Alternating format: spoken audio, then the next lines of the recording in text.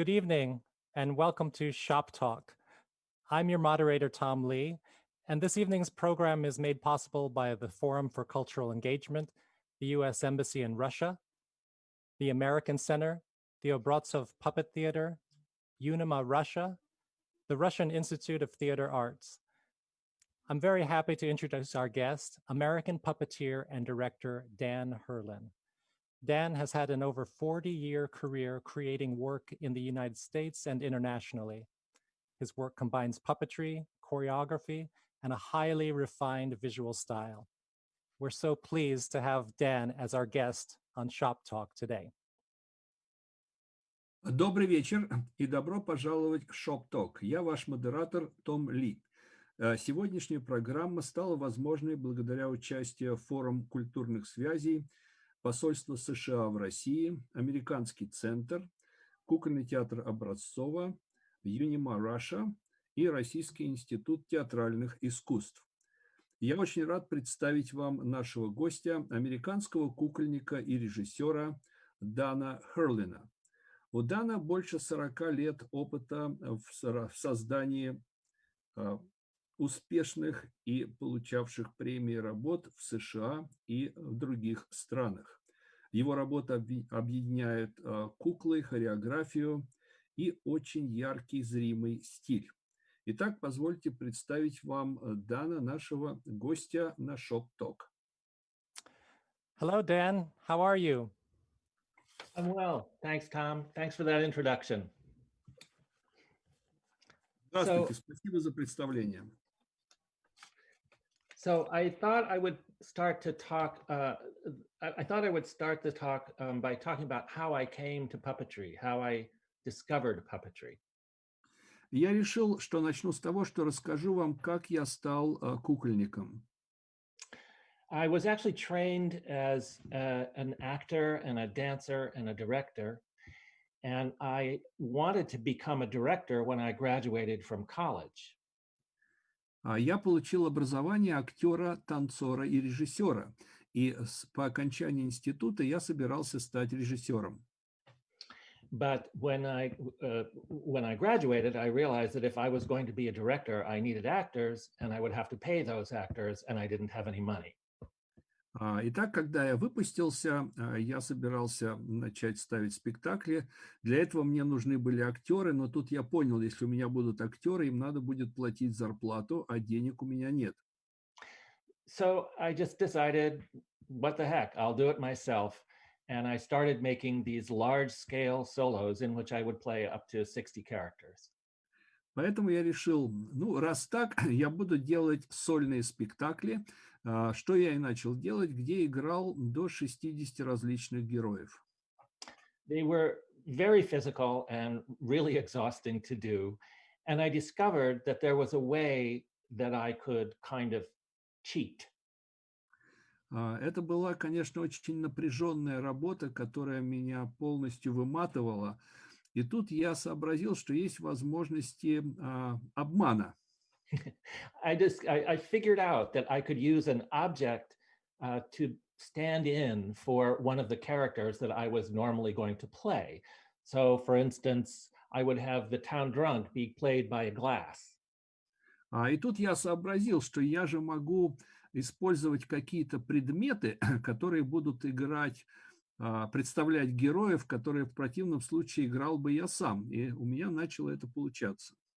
Так вот, там стакан у меня играл за какого-то героя. I thought I had made it up. I had no idea that what I was doing was puppetry. И мне казалось тогда, что я это все изобрел сам. Я даже не представлял, что это уже давно известное искусство кукольного театра. I made several of these large solos. One was based on Nathanael West's first novel, A Cool Million, and one was based on the lives of the Dion quintuplets, a Canadian set of quintuplets born in 1934. Я сделал несколько таких больших спектаклей, в частности, два основанные на романах. Второй роман, посвященный реальным, значит, близнецам. Их 4 близнеца было, рожденные в Канаде. Um, and I had, a good time doing it. And it lasted for quite a while. Um, and I had a lot of practice sort of giving life to these objects so that I wouldn't have to embody the character. И это продолжалось довольно долго, и я добился довольно большого успеха в этом, и все больше работал с разными предметами, потому что они облегчали мою работу как актера. At the same time that I was developing these large solos in New York City, I was also the artistic director of a theater by and for children in a very small town in New Hampshire. И за то время, что я вот таким образом работал в Нью-Йорке, я параллельно стал художественным руководителем небольшого детского театра в маленьком городке в Нью-Хэмпшире. It was kind of a avant-garde children's theater. I got a lot of experimental artists from New York City to come up to New Hampshire and work with kids. И это был такой любопытный, знаете, авангардный детский театр, куда приезжало много авангардистов, артистов из Нью-Йорка, и они специально работали там для детей. And while I was there, I started playing around a lot with the idea of different scales. So I would have a scene where something would be this big, and then the next scene, it would be this big. Работая в этом театре, я начал как бы исследовать отношения различных масштабов. Например, я в одной сцене у меня действовал вот такого маленького размера герой, а в следующей сцене что-то было уже совершенно огромное. And I started experimenting with the idea of having one character being portrayed by a person and then simultaneously by a puppet or an object. Я продолжал эксперименты и начал делать такие вещи, когда какого-то героя у меня одновременно играла маленькая кукла и живой актер. But again, I had no idea that what I was doing was puppetry. No idea. Но по-прежнему я не имел ни малейшего представления о том, что то, что я делаю, это, по сути дела, кукольный театр. It's not really a surprise that I didn't know that I was doing puppetry, because America doesn't really have a tradition of puppetry the way that Asia and most of Europe has. И это было неудивительно, что я ничего в этом не понимал, потому что в Америке, в общем, нет и не было традиции кукольного театра, как это существует в Азии и в Европе. And in fact, most of the puppet artists I know in America came to puppetry through another door, whether it was architecture or science or visual art. И на деле действительно вот большинство кукольников в Америке, которых я знаю, они пришли к этому искусству совершенно из других как бы источников. Кто из архитектуры, кто из изобразительных искусств, кто из науки, кто откуда. Excuse me. So those two things were going on at the same time. My work making these large solo pieces and the work with children and scale. И вот таким образом в моей жизни вот эти два как бы параллельных мира сосуществовали. С одной стороны, я продолжал делать такие большие масштабные сольные спектакли. С другой стороны, я работал в этом экспериментальном детском театре. And then in the early 90s, I happened to go to the Museum of American Folk Art in Santa Fe, New Mexico. И вот в начале 90-х годов я попал в музей народного искусства в Санта-Фе в штате Новая Мексика. And there I saw an exhibit of antique toy theaters, a whole wall full of nothing but these miniature antique theaters. И там я вдруг наткнулся на экспозицию, посвященную антикварным куклам из старинных кукольных театров. То есть там целая была стена увешанная вот этими антикварными куклами. And looking at all of these miniature theaters, I suddenly, it was like lightning struck me. And I suddenly realized that that was what I wanted to do with the rest of my life. И вот когда я смотрел на эти куклы, на макеты этих старинных театров, меня как молния поразило, и я вдруг понял, вот, вот именно этим я хочу заниматься теперь всю свою жизнь. I mean, to see all of those miniature theaters together, it pulled together everything I was interested in, objects and scale. И когда вот я одновременно увидел все эти разные куклы, разные макеты, то это как раз проявило для меня то, чем я занимался и хочу заниматься, то есть и куклами, и соединением различных масштабов. So my response was to go to my studio, which at that time was in New Hampshire, and I built my first toy theater called The Day the Ketchup Turned Blue. И вернувшись в Нью-Хэмпшир, я вот создал свой первый кукольный театр, который назвал «День, который стал голубым». I had no idea what I was doing. I was completely making it up as I was going along, completely self-taught, like so many American puppet artists. Я совершенно не имел понятия, что я делаю, как я делаю. Я все изобретал на ходу, и я, конечно, по ходу дела очень много учился, как, в общем, и все американские кукольники в своей карьере. It was 12 minutes long, and only 12 people could see it at a time because the proscenium arch was only this big.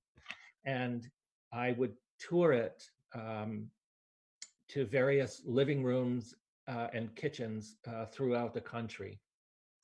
Мой первый спектакль продолжался всего 12 минут. Смотреть его могло максимум 12 человек, потому что это был, как вы понимаете, очень маленький масштаб. И показывать этот спектакль я мог только в гостиных и на кухнях разных домов. И, тем не менее, прогастролировал с этим спектаклем через всю Америку. So that's how I came to puppetry. And I come from a very small town, and I've always been very interested in the outsiders in the town, the people who are, they are, I don't know if you have this expression, oddballs. Вот таким образом я стал кукольником. И вообще, знаете, я вышел из маленького городка сам, и мне всегда были очень интересны люди, которые как бы вот лучше всего это можно охарактеризовать словом аутсайдеры, то есть такие странные пришельцы со стороны. I felt like an outsider myself as a child. I felt very isolated in this small town when I felt that I had the soul of a city dweller, but it was trapped in the body of this child in a small town. И вот, будучи ребенком, я уже себя чувствовал очень изолированным, аутсайдером, мне чего-то не хватало, и мне все время казалось, что вот, как бы, знаете, душа такого горожанина, странника, заперта вот в этом ребенке, который должен жить в маленьком совсем городишке.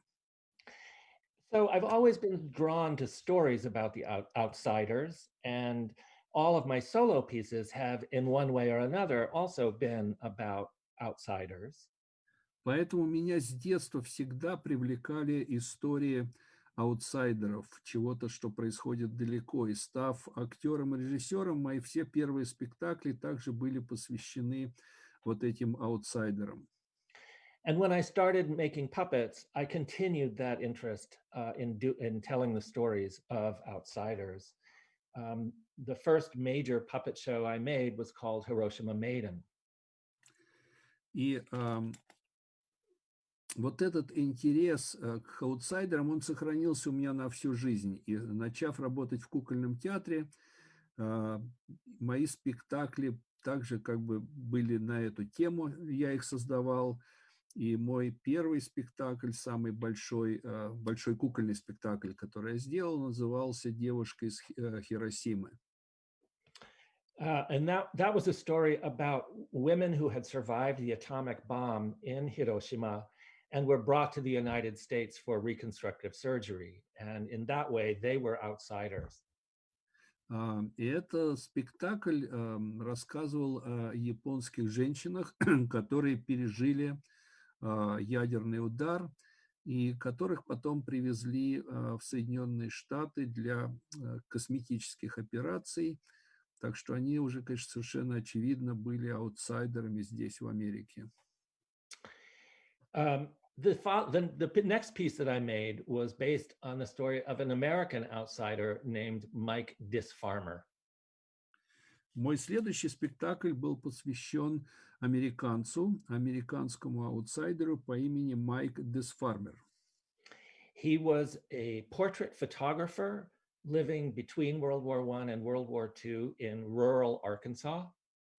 Он был фотографом, который специализировался на портретах, и жил он в Арканзасе между Первой и Второй мировыми войнами.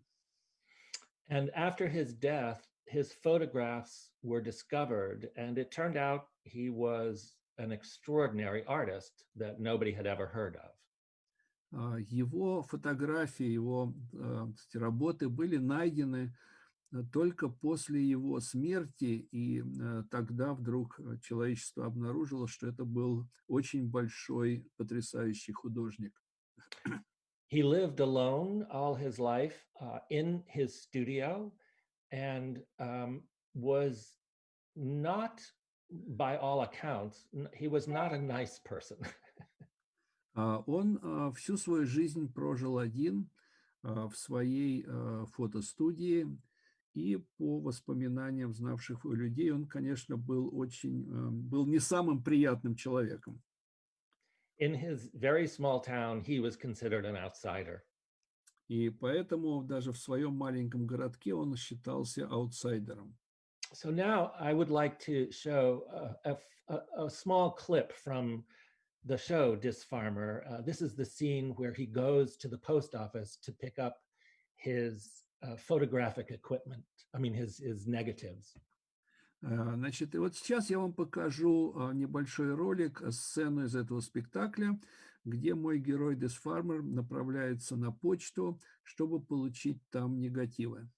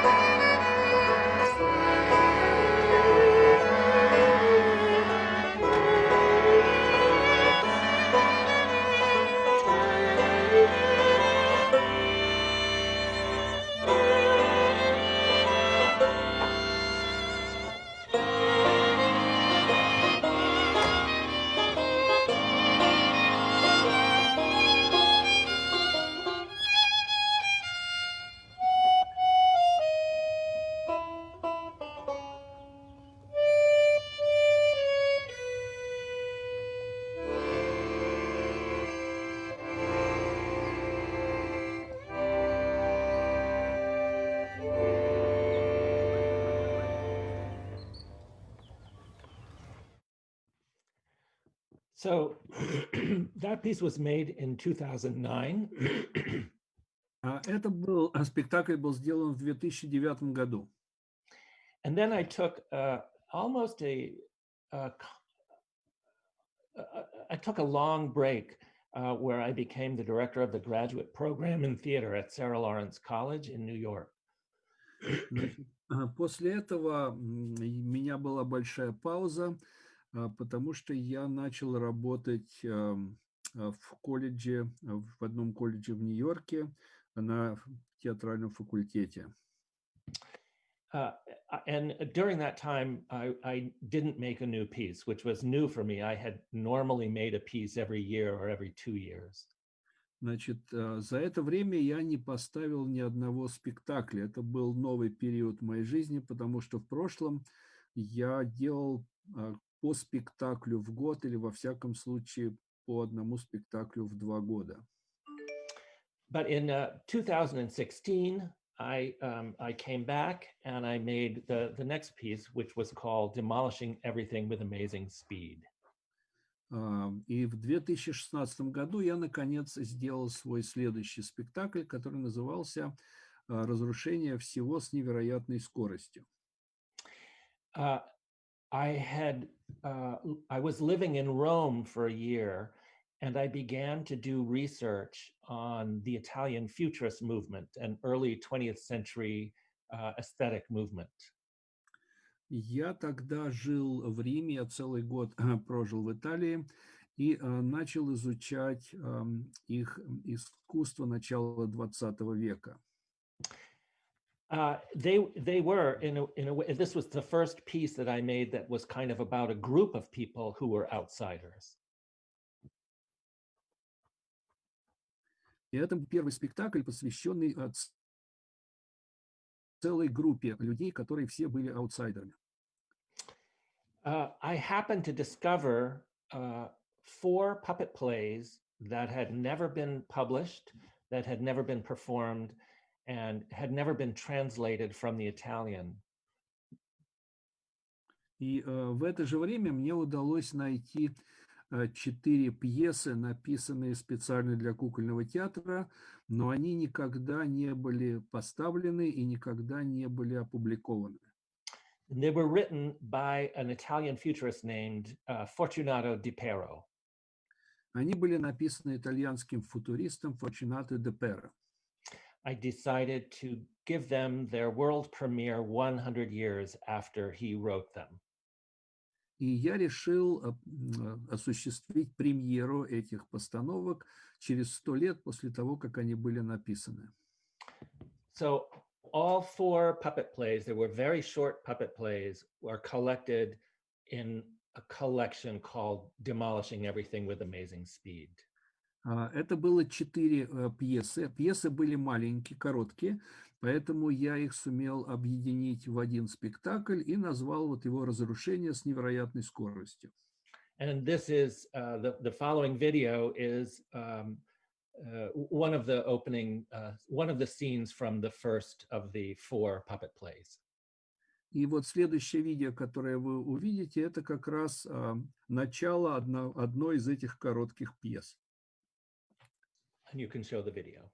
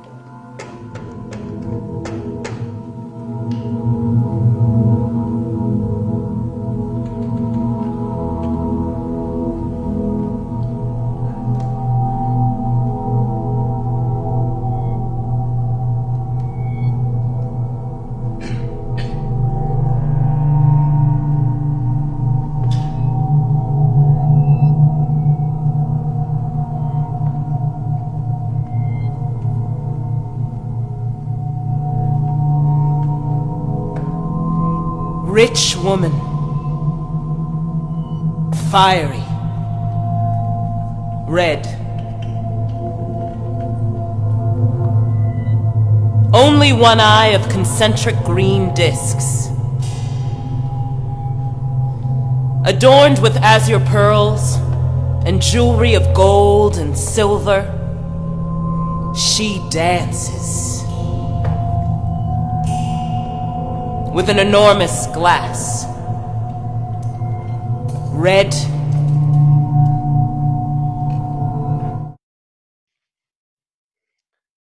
So that was the scene from the first play by Fortunato Di Pero from Demolishing Everything with Amazing Speed. Итак, вы посмотрели первую сцену из первой пьесы Фаркаччо, которую я использовал в этом спектакле.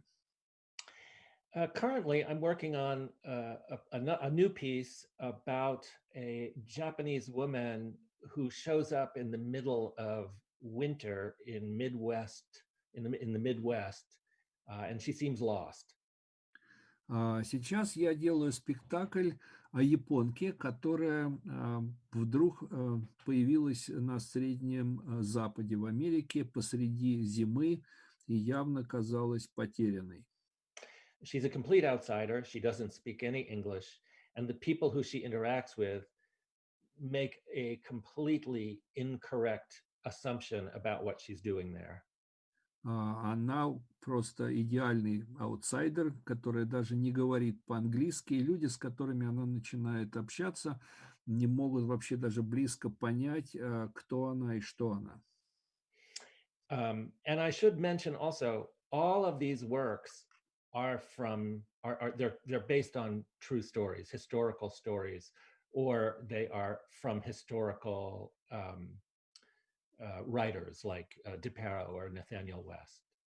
И хочу отметить особо, что все мои работы основаны на реальных героях, на реальных событиях или на работах, так сказать, на литературном материале, написанном какими-то историческими людьми.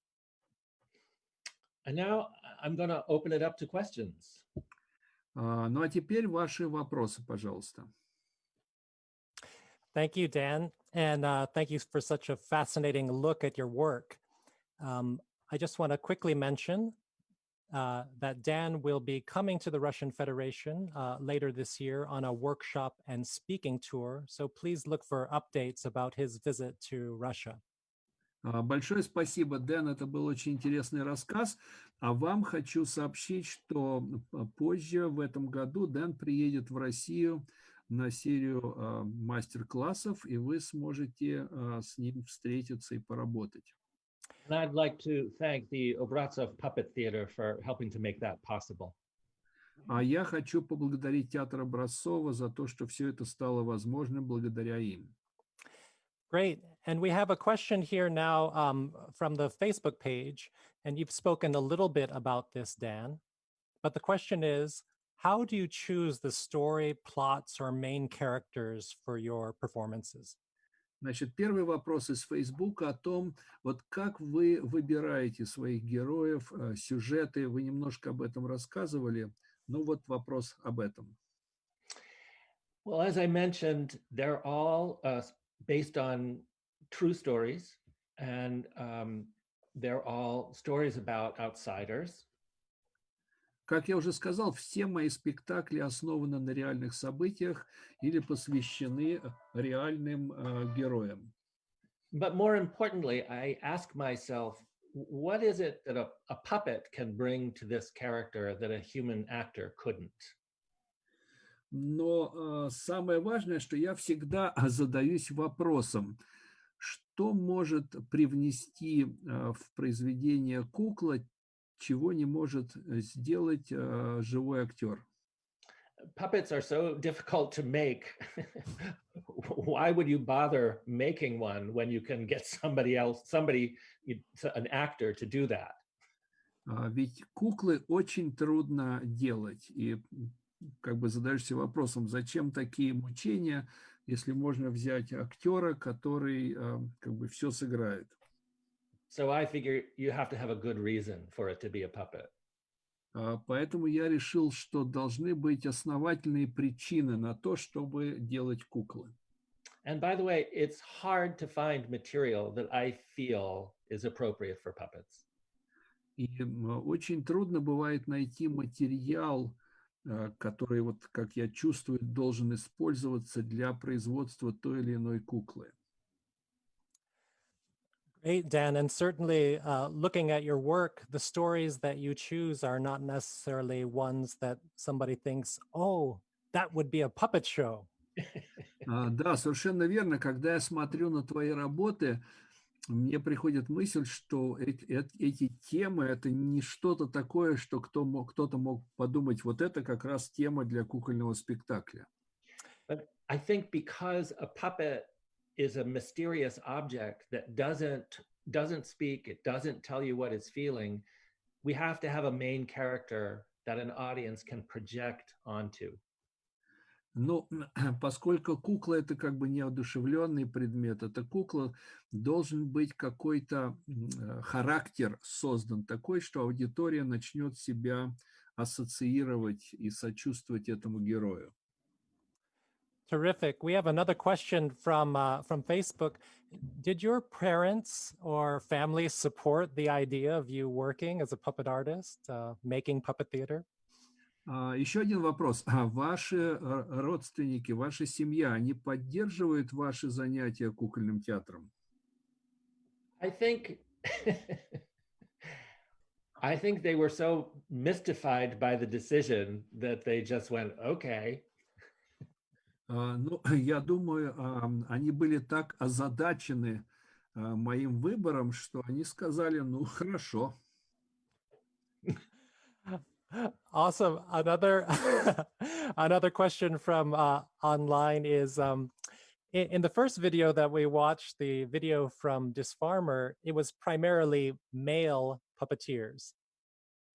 Еще один вопрос. В первом видео, которое мы посмотрели из Десфармера, там были в основном мужчины-кукольники. Is there a reason for that, or is puppetry particularly a male dominated field? Есть ли на это какая-то особая причина, или вы считаете, что кукольный театр – это в основном сфера деятельности мужчин? Puppetry is not a male-dominated field in the United States. There was a kind of artistic reason for having it be all male puppeteers. Нет, ни в коем случае. Кукольный театр в Америке не является сферой как бы деятельности только мужчин. Нет, конечно. Но в том спектакле были определенные художественные цели, которые требовали участия только мужчин. I wanted the sense that the puppeteers were the community of Disfarmer, and as such, they were extensions of him, and they took care of him. Потому что там как бы... Oh, I'm very sorry, Don. Can you repeat that? I felt that the puppeteers were an extension of Disfarmer, and as such, they took care of him. Well, thanks. То есть я чувствовал, что вот все эти куклы, они как бы являются продолжением характера или каких-то черт характера Дисфармера. Именно поэтому они должны были быть мужчинами. And it was basically a very intuitive decision. И это было чисто интуитивное решение, конечно. Another question coming from some of our audience: who is the production designer of your performances? А кто, так сказать, создает сценографию ваших работ? I design all the sets and the objects and the puppets, and I build them myself. Да, я все делаю сам. Декорации, куклы, предметы, абсолютно все я делаю сам. But I work with various lighting designers, sound designers, and projection designers. Но я работаю вместе с художниками по свету, с звукорежиссерами и со специалистами по видео. And the video designer for Demolishing Everything was Tom Lee. И как раз Том Ли был видеодизайнером этого спектакля. And you know, as somebody who has collaborated with you, Dan, and seen your process over the years, I'm interested in one follow-up question. Но человек, который с вами много лет сотрудничал и видел, как вы работаете, видел ваши работы, у меня к вам есть тоже вопрос один. How do you balance both creating the visual design of the puppets and the entire scenography with directing and making a new piece? How do you find that balance? Как вы находите вот этот баланс, как вы сочетаете зримую часть спектакля, дизайн кукол, сценографию с вашими режиссерскими задачами? I think very visually, and so the design and the directing are kind of the same thing in my head. And so it is never a question of balancing two things going on simultaneously. It's all just the one way that I see things. Вы знаете, это все у меня как бы происходит одновременно. Как бы зрительные образы и режиссерские задачи, цели работы режиссерской, это все у меня в голове складывается одновременно. И так я вижу этот спектакль одновременно. We have a question here from Dima, and Dima asks, is puppet theater popular in the US? Who is your audience? Вот у нас вопрос от Димы. Он спрашивает, насколько кукольный театр популярен в США? Кто является вашей аудиторией? As I mentioned briefly before, America doesn't have a long tradition of puppetry. And so, no, puppetry isn't necessarily popular. Ну, как я уже сказал раньше, в Америке нет традиции, длительной традиции кукольного театра. Поэтому трудно сказать, насколько это широко популярно. But in the early 2000s, the Jim Henson Foundation put together an international festival of puppet theater. And it was the first time that American audiences saw the possibilities of puppet theater. Но в начале 2000-х годов фонд Джима Хэнсона, известного американского кукольника, организовал первый в США международный фестиваль кукольных театров. И вот тут американская аудитория вдруг увидела, какие огромные возможности имеются у кукольного театра. And after that festival, puppet theater became more usual than it was before. И именно после этого фестиваля кукольный театр в Америке получил широкое распространение, стал более популярным, чем раньше. We have another question, this one from Ilya. He asks, do you think there is a connection between puppetry and clowning, or maybe even between puppetry and physical theater? Как вы считаете, есть ли какие-то связи между кукольным театром и клоунадой, или кукольным театром и вот таким чисто физическим театром? I think of puppetry as being very related to dance. To dance? Мне кажется, что кукольный театр очень близок к танцу. Both forms use movement as their primary means of communication. Обе эти формы используют движение как главное средство коммуникации. And in puppetry, there are two layers of choreography. There's the choreography of the puppet and the choreography of the puppeteers. Только в кукольном театре как бы два уровня хореографии. Это хореография кукол и хореография движения актеров-кукольников. This kind of leads to another question that we have from Natalia. How do you find the actors or puppeteers who work with your puppets on stage? Следующий вопрос как раз ведет вот как бы продолжение предыдущего. Как вы находите актеров, с которыми вы работаете?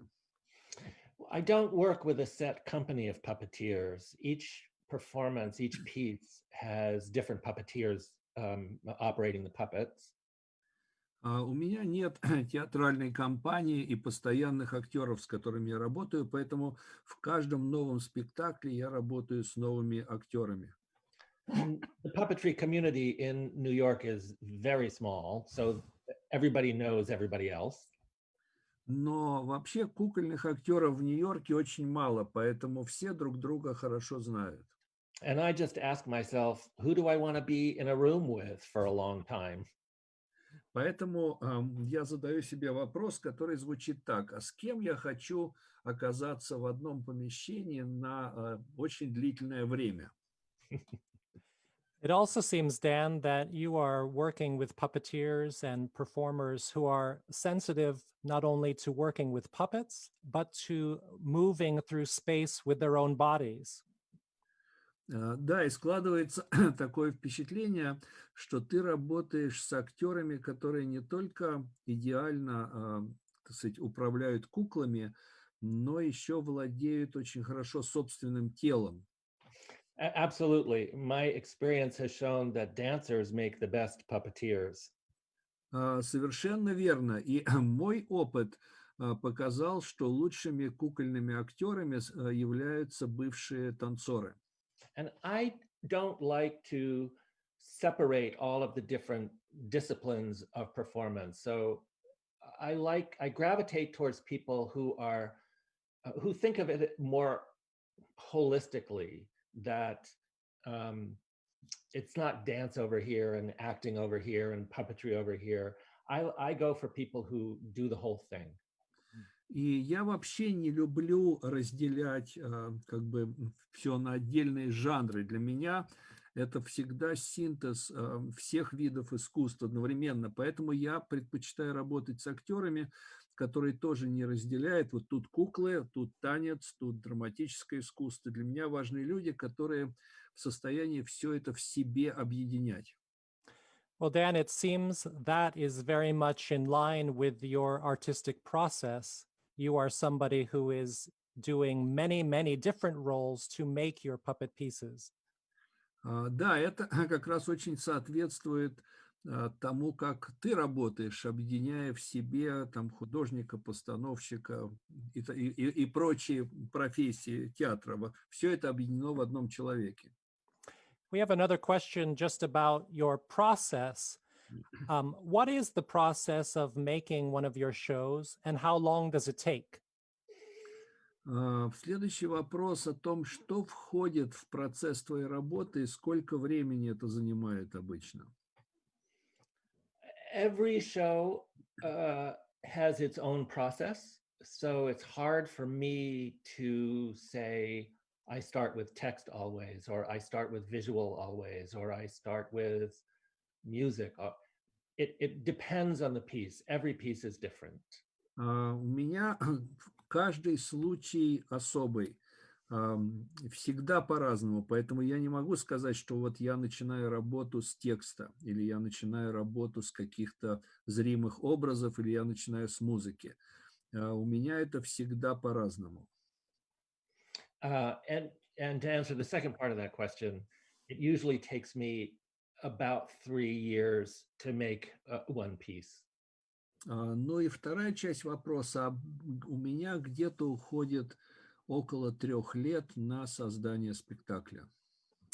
And as I understand this, Dan, it's a process of designing, building, taking breaks, rehearsing, building more, and etc. Значит, правильно ли я понимаю, что, так сказать, время уходит на создание кукол, на, так сказать, на разработку концепции, на строительство декораций, потом идут какие-то репетиции, потом опять возвращаешься к дизайну и к изготовлению каких-то элементов шоу? That's right. Да, совершенно верно. Another question from Alina, once again about your process. What is developed first, the visual component of what you are making or the text component? Значит, еще один вопрос, вопрос от Алины. Что ты делаешь, как бы создаешь сначала текст или зрительные образы? Again, it depends on the project. Hiroshima Maiden began with the visuals, but Demolishing Everything with Amazing Speed began with a script. Но опять же, каждый раз у меня это бывает по-разному. Например, вот в спектакле «Девушка из Хиросимы», там это было основано прежде всего на зримых каких-то образах. С этого начиналось, а разрушение с невероятной скоростью начиналось с текста. So you've mentioned that, of course, each project has its own process. Как ты сказал уже, да, что каждый проект имел свой процесс создания.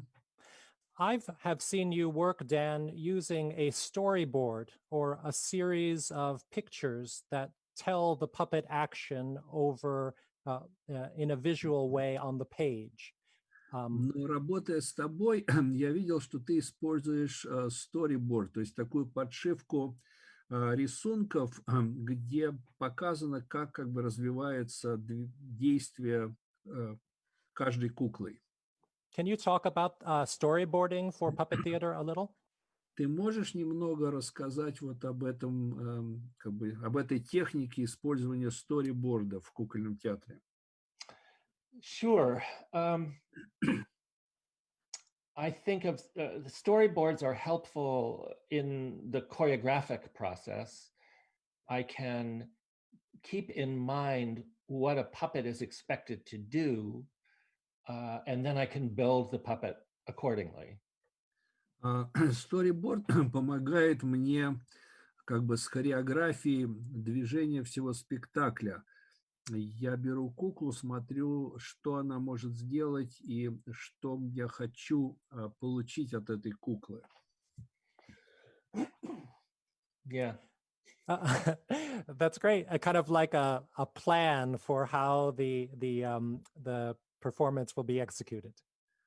То есть это получается как бы такой зримый план развития действия в спектакле.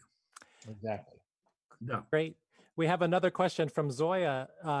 Don't your puppets talk or ever sing on stage? If not, why? Значит, вопрос Зои. А ваши куклы когда-нибудь говорят вообще? Они поют, например, или там у них бывают какие-то разговоры, танцы? They don't. I don't have my puppets talk or sing, mostly because I'm more interested in watching the puppet move. That's what I think a puppet is best at doing. And so that's what I like to focus on. Нет, мои куклы не говорят, не поют, потому что я считаю, что самая сильная сторона в кукле – это движение, поэтому они у меня только двигаются. And somehow I find it more believable when a puppet moves to indicate something than when it kind of lip syncs. Также я считаю, что это вызывает большее доверие, когда кукла движением выражает то, что я хочу сказать, а не начинает говорить это, проговаривать это. But I think it's a personal decision. Но это исключительно мое личное решение. Speaking of just your personal taste and where you draw inspiration, are there artists and work out there in the world that you are interested in that is helping support your ideas for making work? Говоря о ваших личных привязанностях и интересах, есть ли какие-то артисты, художники, люди искусства, которые вас вдохновляют, влияют на вашу работу, чему-то вас научили? I find inspiration in multiple places and in multiple artists working in a variety of ways. Я нахожу вдохновение самым разным образом и в самых разных местах, и черпаю его, опять же, у творческих людей в самых различных областях искусства. I'm very inspired by Theatre de Complicité from England. I'm very inspired by an American puppeteer named Janie Geyser, and I'm very inspired by the American abstract painter Richard Diebenkorn, just to name a few. И, конечно, таких людей, которые меня вдохновляют, их множество. Например, вот английский кукольник Питер Декомплит, Decomplicité. Декомпликите, затем американский кукольник Гейзер, Janie Geiser. простите, Дженни Гайзер, а также вот абстрактный художник Гивенпорт. Diebenkorn. Простите, Дивенкорт. But those are only a few that I'm just inspired by a lot of people. Но это всего я вам назвал несколько, но вообще меня вдохновляет очень много самых разных людей. I just want to let you know, Dan, we're receiving multiple questions from the audience that is watching. Значит, хочу тебе сказать, что мы получаем огромное количество вопросов от людей, которые смотрят этот семинар. Including folks who are very interested to meet or work with you when you come to Russia. Great. Включая тех, кто уже очень заинтересовался и очень хотят поработать с тобой, когда ты приедешь в Россию. Here's another personal question coming from Sophia. How did you feel when you presented your first performance, whatever that was? Личный вопрос от Софии. Как ты себя чувствовал, когда представлял свой первый спектакль? One of the reasons that I stopped performing was because I get so scared that I get nauseous. Одна из причин, по которой я перестал сам выступать как актер, я испытывал всегда такой ужас, что у меня буквально начиналась тошнота. And I think that the first time I showed work that I made, my response was even more severe. Но самый первый раз, когда я показывал мою первую работу, самостоятельную работу, моя реакция, мое состояние было еще более ужасающее. But after 40 years, I got used to it. Но за 40 лет работы я, конечно, уже к этому привык. Another question from what seems like a young puppeteer. Can you give some advice to a young performer who's just starting out a career working with puppets? Следующий вопрос от молодого кукольника. Какой совет вы можете дать начинающим актерам, начинающим кукольникам? I would say yes to every opportunity that comes your way. Я бы сказал так. Говорите «да» любой возможности, которая появляется в вашей жизни. Yeah, you need multiple experiences, not just don't be too much an editor of your own experience. Вам нужно набирать как можно больше опыта, самого разного опыта, поэтому старайтесь как бы не идти по одной только прямой тропинке. You can pick and choose your experiences later. Вы позже уже сможете принимать какие-то решения, выбирать тот или иной опыт, но сначала его надо набрать. Dan, once again, this seems to be part of a theme in your work, having your hands in multiple pots at the same time. Ну вот и ваша работа, конечно, это показывает, потому что вы, что называется, одновременно носите много шляп и выполняете самые разные функции. Absolutely. When I was the director of the graduate program at Sarah Lawrence College, I made sure that my students had experiences in the visual arts and in music and in architecture and in writing.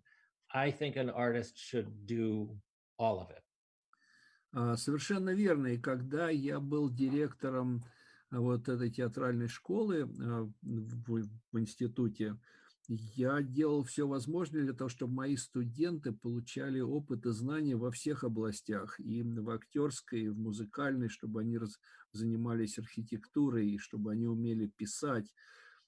Человек вот в театре, он должен все это знать и уметь. A question coming from one of our viewers is about, do you have any connection with Russian theater makers, puppeteers, or visual artists? Следующий вопрос. Есть ли у вас какие-то связи с российскими театрами или актерами или какими-то еще творческими людьми из России?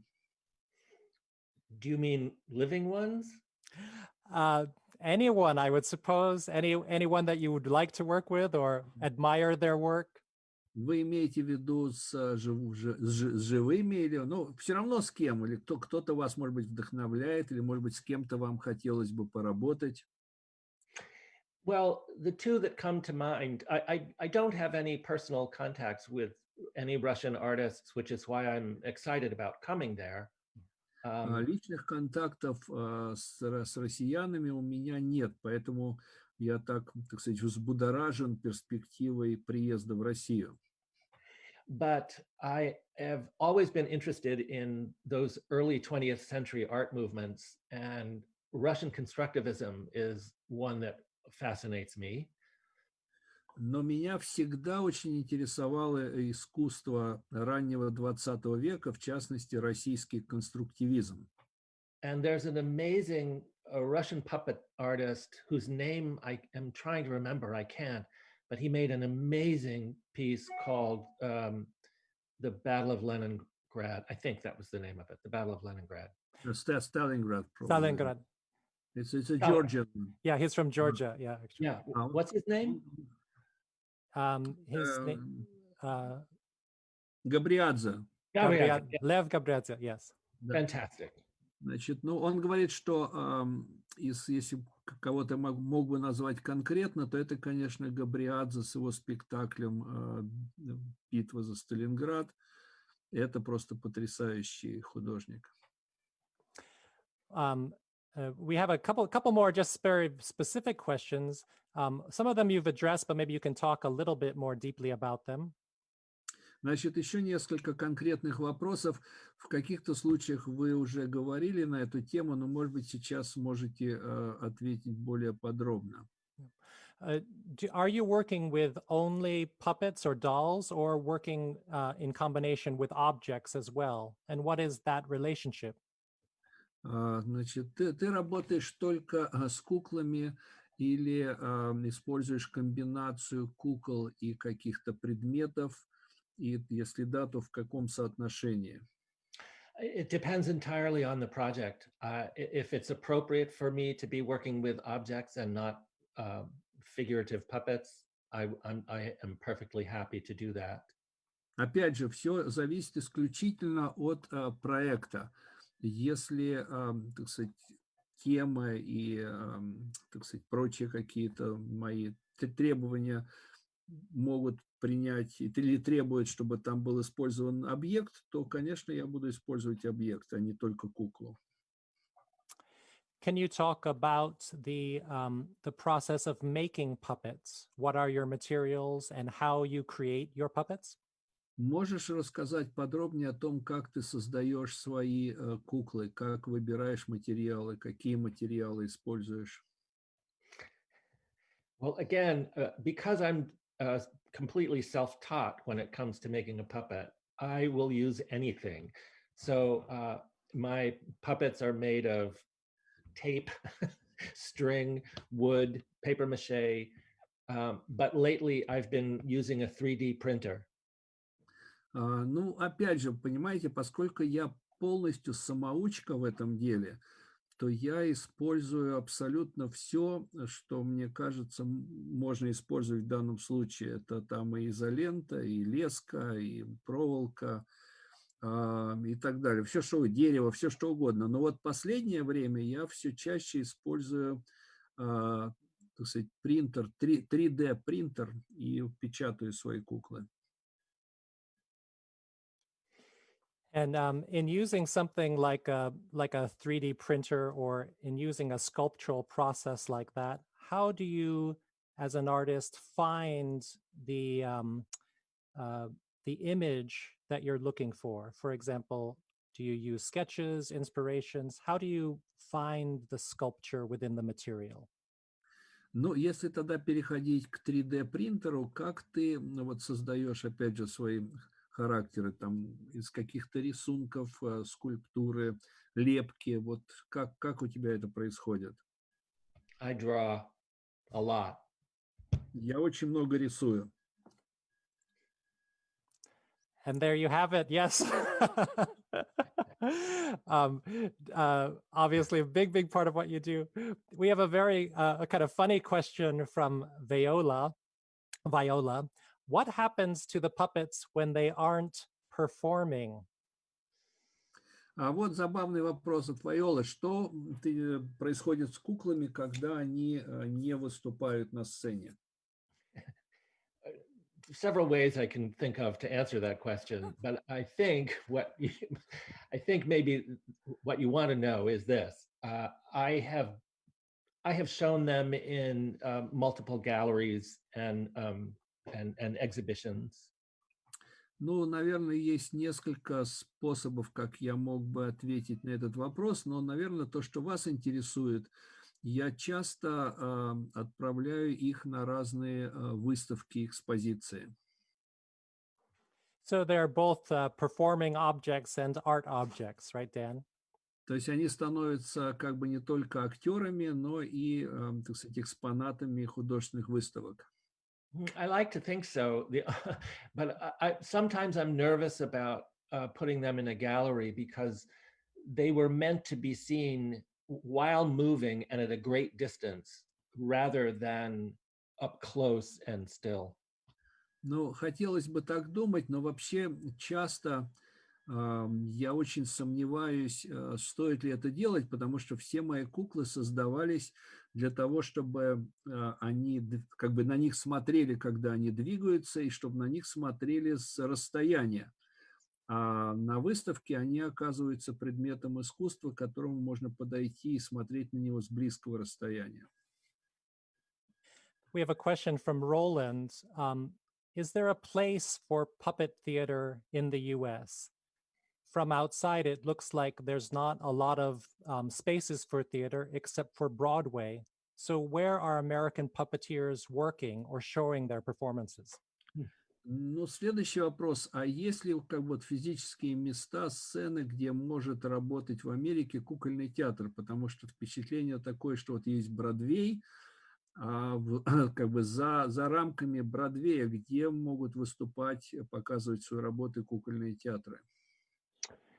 Well, ever since the Jim Henson Festival in early 2000s, a lot of theaters are incorporating puppetry into what their normal programming is. Значит, с тех пор, как Хэнсон начал проводить свои международные кукольные фестивали, очень многие театры, ну, в Америке это как бы театр, это здание, это скорее, это не компания театральная. Вот эти многие как бы театры, многие сцены начали пускать к себе кукольные театры. And there are millions of other theaters throughout the United States, literally millions, that present work that are not Broadway. И я также должен сказать, что в Америке есть миллионы, реально миллионы театральных площадок, которые к Бродвею не имеют никакого отношения. Another question is, what about other other puppetry forms? Have you worked with for shadow puppetry, for example? А что насчет других форм кукольного театра? Вот, например, приходилось ли тебе работать с театром теней? Yes, I've worked with shadow. I've worked with toy theater. I have not worked with marionette. I don't know enough about it. And I have experimented a little bit with hand puppets, but mostly I've been doing bunraku style puppetry. Ну, что я могу сказать? Я работал с театром теней, да, с этой методикой, с кукольным театром в ограниченном объеме я работал вот с ручными куклами, никогда не работал с марионетками, потому что я этого не знаю. Can you And we're reaching kind of the end of our question session here. But can you talk a little bit about that form, the bunraku style, which is used a lot in the pieces that we saw? Значит, мы подходим уже к концу нашей встречи. Но вот вопрос, можешь немножко больше рассказать об этом стиле банраку, который ты чаще всего используешь в своих работах? It's based on the ancient Japanese form. There are 3 puppeteers per puppet, and the traditional division of labor is the head puppeteer operates the head and the right hand. Is it the right hand, Tom? I always forget. So the head and the right hand, the second puppeteer operates the left hand, and the third puppeteer operates the feet. Этот стиль основан на древнем японском стиле, который диктует как бы требование, что первый актер управляет головой и правой рукой, второй актер левой рукой, третий актер ногами. То есть получается 3 актера на куклу. And the reason that I gravitate towards that particular style of puppet theater is because with the direct contact between the puppet and the puppeteer, you have the opportunity for incredibly delicate and nuanced movement. Значит, и почему меня как бы влечет именно к этой форме кукольного театра? Потому что она позволяет вот в этом как бы симбиозе жизни куклы и актеров, которые за куклой стоят, выражать очень много нюансов, именно вот за счет их совместного движения. Terrific. And just one final question before we wrap things up. This one is from Fidelis. Now that we are dealing with the COVID-19 pandemic, how do you feel that is affecting your work and the work of performing artists in your field? Ну и последний вопрос. Вот сейчас в период этой, так сказать, эпидемии коронавируса, как это влияет на твою работу, на работу людей, с которыми ты работаешь, и на вообще на искусство? We have no idea. We don't know how it's going to affect us. We know that here, pretty much the final community that will make it back to normal is the entertainment world. Any environment that has multiple people sitting close to each other, they're the last ones that will return to some kind of normal. Значит, тут, к сожалению, я не имею ни малейшего понятия, не знаю, чего ждать и предсказывать. Определенно можно сказать только одно, что, так сказать, вот этот мир развлечений, театра, это последнее, что будет как бы разрешено, это самое последнее, что вернется к нормальной жизни, потому что, как вы понимаете, это требует скопления людей в одном месте, и этого, конечно, никто сейчас пока не разрешает. So in the meantime, this is a perfect time for me to go into the studio and work by myself. Поэтому для меня лично это, конечно, сейчас идеальное время, когда я могу приходить в студию и работать сам один. Well, Dan, we can't wait to see what you're making and what you're going to share with us, hopefully in person one day. Что ж, ждем с нетерпением, чтобы посмотреть твою следующую работу, и надеемся, что, может быть, даже повезет, и сможем увидеть это лично на сцене. I can't wait either. Да, я тоже буду этому очень рад.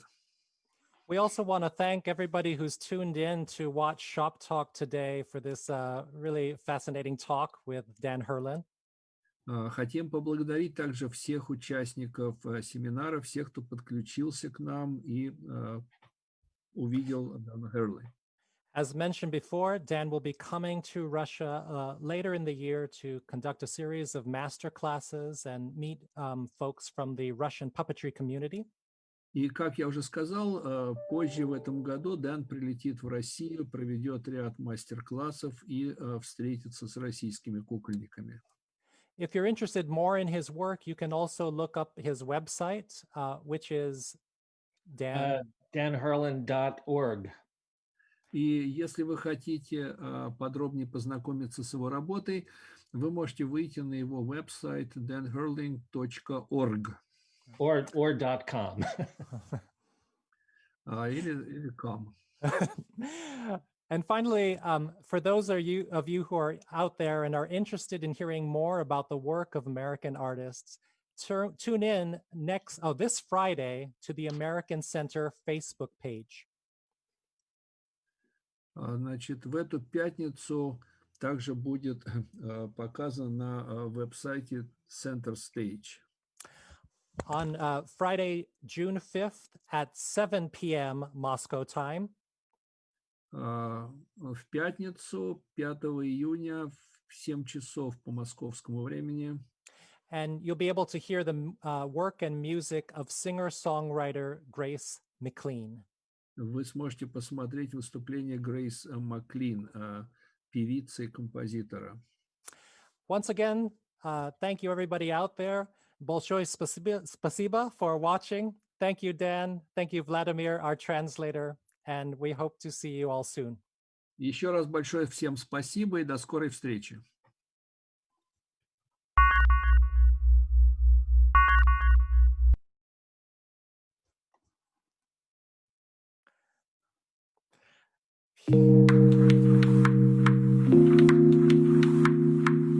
Awesome. That was wonderful.